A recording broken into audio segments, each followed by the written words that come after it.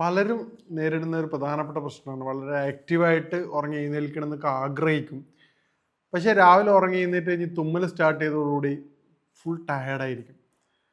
പിന്നീട് അങ്ങോട്ട് ഒരു ഡേ ഒന്നും ചെയ്യാൻ പറ്റാത്തൊരവസ്ഥയായിരിക്കും. തുമ്മലൊരു നമ്പറോ കൺട്രോൾ ഇല്ലാത്ത എണ്ണം തുമ്മി, അതോടൊപ്പം തന്നെ പിന്നീട് തലവേദന വരിക, പിന്നെ ക്ഷീണമായിരിക്കും. പിന്നെ ഡോക്ടർ ഇത് ജീവിക്കാൻ തന്നെ പ്രയാസം തോന്നുന്ന അവസ്ഥ. നമ്മളൊക്കെ ആലോചിക്കും ബുദ്ധിമുട്ട് വരാത്ത ആളെ സംബന്ധിച്ചിടത്തോളം എന്താണ്, ഒരു ചെറിയൊരു അലർജി വരുന്ന സമയത്ത് ഇത്രമാത്രം പ്രയാസം ഉണ്ടാവും.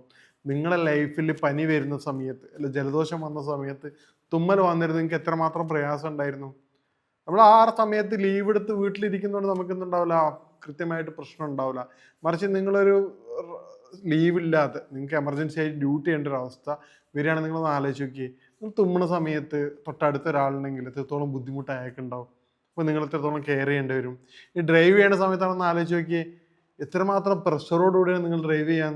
കാരണം നിങ്ങൾക്ക് തൊട്ടടുത്തുള്ള ആൾ ഇരിക്കുന്നുണ്ടെങ്കിൽ നിങ്ങൾക്ക് തീരെ ബുദ്ധിമുട്ടായിരിക്കും. കാരണം സ്നീസിങ് വരുമ്പോൾ കാറിൻ്റെ ഉള്ളിലാണ്, മാസ്ക് ഇടും. മാസ്ക് ഇട്ട് കഴിഞ്ഞാൽ തൊട്ടടുത്തുള്ള ആൾക്കാരാണെങ്കിൽ പോലും, റിലേറ്റീവ്സ് ആണെങ്കിലും അല്ലെങ്കിൽ പിന്നെ കോവർക്കേഴ്സ് ഒക്കെ ആണെങ്കിൽ നല്ല ബുദ്ധിമുട്ടായിരിക്കും. നമുക്ക് അവരുടെ ഫേഷ്യൽ എക്സ്പ്രഷനോടൊന്ന് മനസ്സിലാവും.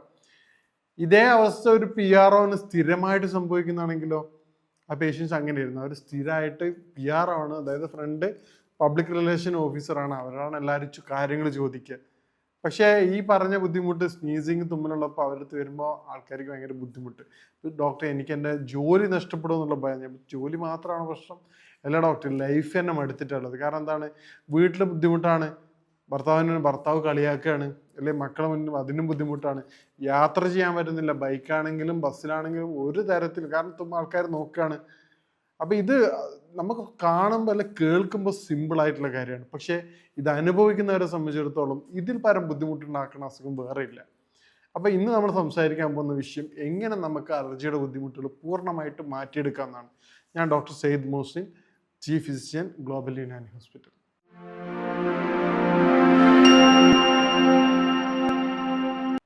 അപ്പോൾ നമ്മൾ നേരത്തെ പറഞ്ഞതുപോലെ പിന്നെ ഈ കഫത്തിൻ്റെ ബുദ്ധിമുട്ടാണ് അലർജിയുടെ ഏറ്റവും പ്രധാനപ്പെട്ട കാരണം.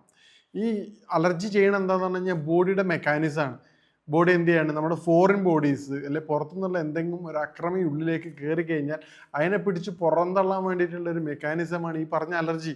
അത് നോർമലി നല്ല മെക്കാനിസം തന്നെയാണ്. പക്ഷേ അത് എല്ലാ സമയത്തും ഉപയോഗിച്ച് കഴിഞ്ഞാൽ, ഇപ്പോൾ യുദ്ധം പ്രതിരോധം എന്നൊക്കെ പറഞ്ഞ് ചെറിയ അടിക്ക് തിരിച്ചടി കൊടുക്കുന്നതിന് കുഴപ്പമില്ല. പക്ഷേ ഒരു യുദ്ധം എന്നുള്ള ഘട്ടത്തിലേക്ക് നിരന്തരം മിസൈലും കാര്യങ്ങളും വായിക്കുമ്പോൾ എന്ത് ചെയ്യും, ആ രാജ്യം സാമ്പത്തികമായിട്ട് തകരും. അല്ലെങ്കിൽ അവിടെ എന്ത് ചെയ്യും, ജീവിക്കാനുള്ള അവസ്ഥ ഉണ്ടാവില്ല, മൊത്തത്തിൽ അരക്ഷിതാവസ്ഥയിലേക്ക് മാറും, ഭക്ഷ്യക്ഷാമം. അതുപോലെ ഈ തുടർച്ചയായിട്ട് തുമ്മുന്ന സമയത്ത് എന്താ സംഭവിക്കുക, ബാക്കിയുള്ള എല്ലാ ആക്ടിവിറ്റീസും മാറ്റിയിട്ട് അതിലേക്ക് മാത്രം കേന്ദ്രീകരിക്കും. ബോഡി ഹാപ്പിയാണ്, കാരണം എന്താ, ഒരാളും ഉള്ളിലേക്ക് കയറില്ല രോഗാണുക്കൾ. പക്ഷേ ഒരു വ്യക്തിയെ സംബന്ധിച്ചിടത്തോളം എന്താണ്, അതികഠിനമായിരിക്കും മുന്നോട്ടുള്ള പോക്ക്. അപ്പം ഇതാണ് അലർജിയുടെ ബേസിക് റീസൺ. അപ്പം നമുക്ക് ചെയ്യാൻ പറ്റുന്ന കാര്യം എന്താണ് നമുക്ക് ഉണ്ടാക്കുന്ന കാരണക്കാരൻ നോക്കാം. അതിൽ ഏറ്റവും പ്രധാനമാണ് അലർജി. 2 ടൈപ്പാണ്, അത് നമ്മൾ ആദ്യം പ്രത്യേകം മനസ്സിലാക്കേണ്ടതുണ്ട്. നിങ്ങൾക്ക് എല്ലാ അലർജിയും ഒരുപോലെ അല്ല, അതുകൊണ്ടാണ് എല്ലാവർക്കും ഒരേ മെഡിസിൻ എഫക്റ്റ് വരാത്തതിൻ്റെ കാരണം. 2 തരത്തിൽ. ചില ആൾക്കാർക്ക് റണ്ണിങ് നോസ്, അതായത് മൂക്കിൽ ഇങ്ങനെ ടാപ്പ് തുറന്നിട്ടതുപോലെ ഫുൾ ടൈം ഇങ്ങനെ റണ്ണിങ് ആയിക്കൊണ്ടിരിക്കും. പിന്നീട് അവർക്ക് എന്തുണ്ടാവില്ല, ഈ പറഞ്ഞ ഹെഡ് ഏക്ക് ഉണ്ടാവില്ല. ആ ടൈപ്പ് അലർജിക്ക് വലിയ ബുദ്ധിമുട്ടുണ്ടാവില്ല, ഹെഡ് ഏക്ക് ഉണ്ടാവില്ല, പക്ഷെ ഒരു ഹെവിനെസ് ഉണ്ടാവും, തലക്കൊരു കനോ ബുദ്ധിമുട്ട് പോലെ ഉണ്ടാവും. മറ്റേ ടൈപ്പ് എന്താണ്, ഈ റണ്ണിങ് നോസ് കുറവായിരിക്കും, ചെറിയ സമയത്ത് മാത്രം വന്നു പോകും, പക്ഷെ ഭയങ്കര ഹാർഡായിരിക്കും, സിവിയർ ആയിട്ടുള്ള പെയിൻ ഉണ്ടാവും. അതുപോലെ തന്നെ തുമ്മലും, നേരത്തെ പറഞ്ഞ എന്താണ് കേസിന്, തുമ്മൽ തുടർച്ചയായിട്ട് ഇങ്ങനെ നമ്പേഴ്സ് ഇങ്ങനെ കൂടിക്കൊണ്ടിരിക്കും. മറ്റേ അലർജിക്ക് എന്തായിരിക്കും, തുമ്മും ആ സമയത്ത് നമ്പേഴ്സ് കുറവായിരിക്കും, ഒരു 3-4 ടൈംസ് അല്ലെങ്കിൽ വൈകിട്ട് ഈവനിങ് ഒക്കെ ആയിരിക്കും. ഇത് രണ്ടുമാണ് ഇതിൻ്റെ പ്രധാനപ്പെട്ട വിശ്വാസം. ഈ 2 വ്യത്യാസവും നമ്മൾ മനസ്സിലാക്കിയിട്ടില്ലെങ്കിൽ, ഈ പറയുന്ന പ്രധാനപ്പെട്ട വ്യത്യാസങ്ങൾ നമ്മൾ മനസ്സിലാക്കിയിട്ടില്ലെങ്കിൽ അത് നമ്മുടെ ട്രീറ്റ്മെൻറ്റിനെ ബാധിക്കും. രണ്ടാമത്തെ കാരണം എന്താണ്, ഈ അലർജി എങ്ങനെ നമ്മുടെ സോഷ്യൽ ലൈഫിനെ ബാധിക്കും എന്നുള്ളതാണ്. അപ്പോൾ അലർജിയുടെ പ്രധാനപ്പെട്ട ലക്ഷണങ്ങൾ എന്താണെന്ന് നോക്കാം നമുക്ക്. അലർജിയുടെ ഏറ്റവും പ്രധാനപ്പെട്ട ലക്ഷണങ്ങൾ കണ്ണ് ചൊറിച്ചിലുണ്ടാവും, മൂക്ക് ചൊറിയുക, തൊണ്ട ചൊറിയുക, അതാണ് ഏറ്റവും പ്രധാനപ്പെട്ട ബുദ്ധിമുട്ട്. അതുപോലെ തന്നെ തൊണ്ടയിലേക്ക് ചില ആൾക്കാർക്ക് ഇങ്ങനെ കഫ ഇറങ്ങണ പോലത്തെ ഫീലിംഗ് ഉണ്ടാവും. ചില സമയത്തൊക്കെ അങ്ങനെ ചില സമയത്ത് സംസാരിക്കുമ്പോൾ അവരറിയാതെ എന്നൊരു സംശയം ഉണ്ടായിരിക്കും, ഒരു ത്രോട്ട് ഡിസ്കംഫേർട്ട് ഉണ്ടാവും. പിന്നെ ഏത് സമയത്തും തുമ്മലുണ്ടാവും, മൂക്കൊലിപ്പ് ഉണ്ടാവും, റണ്ണിങ് നോസ് ഉണ്ടാവും. ഇതൊക്കെയാണ് അലർജിയുടെ ഏറ്റവും പ്രധാനപ്പെട്ട കാരണങ്ങൾ.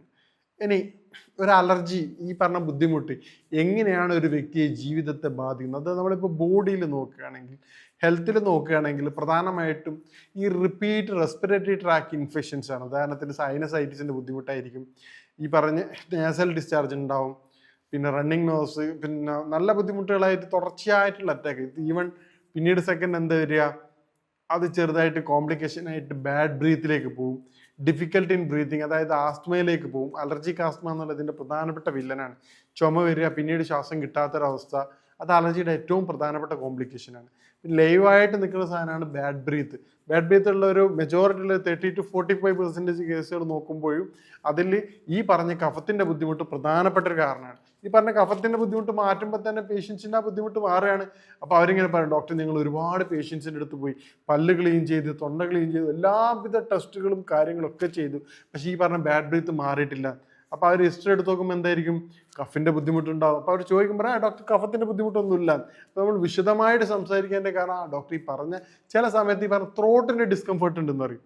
അപ്പോഴാണ് നമുക്ക് അപ്പോൾ കഫിൻ്റെ സ്റ്റാർട്ടിങ് അവിടെ വന്നിട്ടുണ്ട്, ആ പുള്ളിക്ക് കിട്ടാത്ത ടൈപ്പാണ്. അപ്പം അതാണ് ബാഡ് ബ്രീത്ത്. പിന്നീട് ബാഡ് ബ്രീത്ത് വന്നു കഴിഞ്ഞാൽ എന്താണ്, ഒരാളെ ഫേസ് ചെയ്യാൻ പറ്റാത്ത അവസ്ഥയാണ്. അപ്പം അതാണ് ഇതിൻ്റെ കോംപ്ലിക്കേഷൻസ്. പിന്നീട് എന്താണ്, ലൈഫിലേക്ക് വരുമ്പോൾ ഒരു വ്യക്തിയുടെ പേഴ്സണലിലേക്ക് വരുമ്പോൾ, നേരത്തെ പറഞ്ഞ ഹെൽത്ത് റിലേറ്റഡ് ആണ്, പേഴ്സണൽ ലൈഫിലേക്ക് വരുമ്പോൾ എന്താണ്, ഈ പറഞ്ഞ തുടർച്ചയായിട്ട് നാസൽ കൺജഷൻ വരുന്നതുകൊണ്ട്, അല്ലെങ്കിൽ മൂക്കടയുന്നതുകൊണ്ട്, രാത്രി ഉറങ്ങുമ്പോൾ ചില ആൾക്കാർ ഡോക്ടർ പേടിച്ച് രാത്രി ഉറങ്ങാറില്ല എന്ന് പറയും.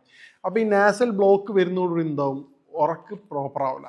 ഒരു വ്യക്തിയെ സംബന്ധിച്ചിടത്തോളം സ്ലീപ്പ് പ്രോപ്പർ അല്ലെങ്കിൽ എന്താ സംഭവിക്കുക, ശരീരം അതികഠിനമായ ക്ഷീണമായിരിക്കും. രാവിലെ ഇറങ്ങി എണീച്ച് കഴിഞ്ഞാലും പിന്നീട് ഒരു ഉന്മേഷം ഉണ്ടാവില്ല. ഏത് സമയത്തും ഒരു ബാറ്ററി ലോ മൂഡായിരിക്കും, ഒരു ടയർഡ്നെസ് ആയിരിക്കും, ക്ഷീണമായിരിക്കും, അങ്ങനത്തെ ആ ഒരു ബുദ്ധിമുട്ടിലേക്ക് മാറും. പിന്നീട് എന്താവും, ഇതോടുകൂടി തന്നെ മൈൻഡ് ചേഞ്ച് ആവും. ഏത് സമയത്ത് ദേഷ്യമായിരിക്കും, ഇമോഷണലായിട്ട് ചേഞ്ച് ആവും, മൂഡ് കംപ്ലീറ്റ് മാറും. പിന്നീട് എന്താ, ആൾക്കാർക്ക് ഇപ്പം ജോലി ചെയ്യുന്ന അല്ലെ ജോലിക്ക് പോയിക്കൊണ്ടിരിക്കുന്ന വ്യക്തികളാണെങ്കിൽ പതിയെ ആ ജോലി എന്നുള്ള പരിപാടി മാറിക്കൊണ്ടിരിക്കും. കാരണം എന്താണ്, ഈ പറഞ്ഞ ബുദ്ധിമുട്ട് അവർക്ക് വരും. ആൾക്കാരെ എങ്ങനെ ഫേസ് ചെയ്യുക, എങ്ങനെ കമ്മ്യൂണിക്കേറ്റ് ചെയ്യാന്നുള്ള ബുദ്ധിമുട്ട് വരും. ഈ കമ്മ്യൂണിക്കേഷൻ വരുന്ന സമയത്ത് എന്ത് ചെയ്യും, നേരത്തെ പറഞ്ഞ PR ഒക്കെയാണ്, അവർ പറഞ്ഞാൽ ഡോക്ടർ റിസൈൻ ചെയ്യാൻ പോകണമെന്ന് പറയും. നിങ്ങൾ വെയിറ്റ് ചെയ്യുക, ഒരു മാസക്കാലം നിങ്ങൾ മാസ്ക് ഇടുക, അതിന് ശേഷം എന്ത് ചെയ്യുക, നമ്മൾ ട്രീറ്റ്മെൻറ്റ് ഉടനെ എടുക്കുമ്പോൾ ഒരു മനുഷ്യന് മാറ്റം ഉണ്ടോ നോക്കിയാൽ, മാറ്റം ഇല്ലെങ്കിൽ നിങ്ങൾ റിസൈൻ ചെയ്താൽ മതി. അപ്പോൾ ഇപ്പോൾ ഫുൾ ഹാപ്പിയാണ്, മാസ്കിൻ്റെ ആവശ്യമില്ല, പുള്ളി ധൈര്യമായിട്ട് അവിടെ ഫീൽഡിൽ വർക്കാണ്. അപ്പോൾ എന്ത് ചെയ്യുക, നമ്മൾ നേരത്തെ പറഞ്ഞ പോലെ ഈ പറഞ്ഞ കോർണറൈസേഷൻ ചെയ്യപ്പെടും. അതായത് ജോലിക്ക് പോകാതെ ആൾക്ക് തോന്നും, ഇങ്ങനെ പോകുമ്പോൾ ഞാൻ എങ്ങനെ ഫേസ് ചെയ്യും. പിന്നീട് എന്താവും, അത് ഈ പറഞ്ഞ ജോലിയിൽ നിന്ന് ഒഴിവായി പിന്നീട് ഫംഗ്ഷന് പോകാൻ പറ്റാത്ത അവസ്ഥ, പിന്നെ വീട്ടിൻ്റെ ഉള്ളിൽ നിന്ന് തന്നെ പുറത്തിറങ്ങാൻ പറ്റാത്ത അവസ്ഥ, അയൽവാസികളായിട്ട് സംസാരിക്കാൻ പറ്റാത്ത അവസ്ഥ. അപ്പോൾ സോഷ്യലി എന്ത് ചെയ്യും, അവരെ ഡിപ്രസ്ഡ്, മാനസികമായിട്ട് അവരുടെ മൈൻഡും കാര്യങ്ങളും മാറാണ്. അപ്പോൾ അലർജി എന്നുള്ള സാധനം സിമ്പിളായിട്ടുള്ള സാധനം എവിടം വരെ എത്തി എന്ന് ആലോചിക്കുക നിങ്ങൾ, ആ ഡിപ്രഷൻ്റെ സ്റ്റേജ് വരെ എത്തി. അപ്പോൾ ഈ പറഞ്ഞ കാര്യങ്ങൾ ഒരു വ്യക്തിയെ നമ്മൾ അറിയാതെ തന്നെ ആ ഒരു ലെവലിലേക്ക് എത്തിക്കുന്ന ഒരു ഗുരുതരമായ വളരെ വൃത്തികെട്ട ഒരു അസുഖമാണ് ഈ പറഞ്ഞ അലർജി. ഇനി നമുക്ക് എങ്ങനെ പൂർണ്ണമായിട്ട് മാറ്റിയെടുക്കുക എന്നുള്ളതാണ്. ബോഡിയിൽ കഫിൻ്റെ പ്രൊഡക്ഷൻ കുറയ്ക്കുക എന്നുള്ളതാണ് ആദ്യമായിട്ട് ചെയ്യേണ്ടത്. അതിന് ഏറ്റവും ആദ്യം ചെയ്യേണ്ട കാര്യം എന്താണ്, നേരത്തെ പറഞ്ഞതുപോലെ പിന്നെ കഫത്തിൻ്റെ പ്രൊഡക്ഷൻ്റെ കാരണമായിട്ടുള്ള ഏറ്റവും പ്രധാനം സ്ത്രീകളിൽ കണ്ടുവരുന്നത് സമയം തെറ്റിയുള്ള കുളികളാണ്. വൈകിട്ട് കുളിക്കുമ്പോൾ മുടിയിൽ നീരിറങ്ങില്ല, സമയമില്ലാതെ കുളിച്ചിട്ട് മുടി ഉണങ്ങാതെ യാത്ര ചെയ്യുക, പിന്നെ നീർക്കെട്ടായിട്ട് മാറുകയാണ്. പിന്നീട് എന്താണ്, ഫാൻ്റെ നേരെ ചോട്ടിലേക്ക് ഒരേ പൊസിഷനിൽ, ഇപ്പോൾ AC ആണെങ്കിൽ ഫാൻ ആണെങ്കിൽ ഓഫീസിലാണെങ്കിൽ നേരിട്ട് ഒരേ പൊസിഷനിൽ മാത്രം ഇരിക്കുക. അപ്പോൾ എന്ത് ചെയ്യുക, അത് ബോഡിയിൽ കഫിൻ്റെ പ്രൊഡക്ഷൻ കൂട്ടും. ഇനി ഈ പറഞ്ഞ കാര്യങ്ങൾ നമ്മൾ ശ്രദ്ധിക്കുക. എന്തുകൊണ്ടാണ്, ഇപ്പോൾ ഓഫീസ് പോയതിന് ശേഷമാണ് വരുന്നതെങ്കിൽ അതിൻ്റെ പൊസിഷൻ ഒന്ന് മാറ്റിയെടുക്കുക. റൂമിൽ ബെഡിൽ കിടന്നതിന് ശേഷമാണെങ്കിൽ നേരെ കാറ്റ് കൊള്ളുന്നതിന് പകരം മാറി കിടന്ന് വേറെ പൊസിഷൻ മാറ്റി കഴിഞ്ഞാൽ ഈ പ്രശ്നം മാറിക്കിട്ടും. ഇനി തുടർച്ചയായിട്ട് വരുന്നതിന് നമുക്ക് വീട്ടിൽ തന്നെ ചെയ്യാൻ പറ്റുന്നൊരു കാര്യം, കലോഞ്ചിയുടെ ഓയിൽ അഥവാ കരിഞ്ജീരകത്തിൻ്റെ ഓയിലും ഒരു 1/2 ടീസ്പൂൺ തേരും ഒരു നുള്ള് ചുക്കും അതോടൊപ്പം ഒരു നുള്ള് കുരുമുളകും ചേർത്ത് ഡെയിലി കഴിക്കുക. ഇത് ഡെയിലി കഴിക്കുകയാണെങ്കിൽ വളരെ എഫക്റ്റീവാണ് അലർജിക്ക്. തുടർച്ചയായിട്ട് നമ്മളൊരു 1 month ഒക്കെ കഴിക്കുകയാണെങ്കിൽ ഈ കഫിൻ്റെ പ്രൊഡക്ഷൻ നമുക്ക് വളരെയധികം കൺട്രോൾ ചെയ്ത് കിട്ടും. തുടർച്ചയായിട്ട് 2-3 മാസം കഴിക്കുകയാണെങ്കിൽ നല്ല മാറ്റം കിട്ടും. ഈ പറഞ്ഞ കാര്യങ്ങൾ കഴിച്ച് നിങ്ങൾക്ക് മാറ്റമുണ്ടെങ്കിൽ നിങ്ങൾക്ക് 1-2 ആഴ്ച ചെയ്യേണ്ടത് തുടരാവുന്നതാണ്. മാറ്റം ഇല്ല എങ്കിൽ നിങ്ങൾ നിർബന്ധമായിട്ടും കൺസൾട്ടിങ് എടുക്കേണ്ടതാണ്. അതിൻ്റെ ബെനിഫിറ്റ് എന്താണെന്ന് പറഞ്ഞു കഴിഞ്ഞാൽ എന്ത് ചെയ്യും, അത് കോംപ്ലിക്കേഷനിലേക്ക് പോവാതെ നമുക്ക് വളരെ എളുപ്പം മാറ്റിയെടുക്കാൻ പറ്റും. ഇനിയിപ്പോൾ സിവിയർ അലർജിക് ആസ്തമ സ്റ്റേജിലുള്ളവരാണെങ്കിൽ പോലും പേടിക്കേണ്ട ആവശ്യമില്ല. വളരെ സിവിയർ ആയിട്ടുള്ള ഒരു പേഷ്യൻസ് ഉണ്ടായിരുന്നു, അവർ എല്ലാവിധ ട്രീറ്റ്മെൻറ്റും കഴിഞ്ഞിട്ടാണ് വന്നിരുന്നത്. അപ്പം അത് പൂർണ്ണമായിട്ടും മാറ്റിയിട്ടുണ്ട്. ഇപ്പം വിദേശത്താണ് അവർ വർക്ക് ചെയ്യുന്നത്. ഇപ്പോൾ ഒരു 1 വീക്കിന് ട്രീറ്റ്മെൻറ്റിന് വേണ്ടി മാത്രമായിട്ട് നാട്ടിൽ വന്നിട്ടുണ്ട്. കാരണം ഈ ഒരു ക്ലൈമറ്റ്, തണുപ്പ് കാലത്ത് അലർജിയുടെ ബുദ്ധിമുട്ട് കൂടുതലായിട്ട് വരും. അപ്പം അത് ഈ പറഞ്ഞ ബുദ്ധിമുട്ടുകളും കാര്യങ്ങളും അവർക്ക് നമുക്കത് പൂർണ്ണമായിട്ട് മാറ്റിയെടുക്കാവുന്നതാണ്.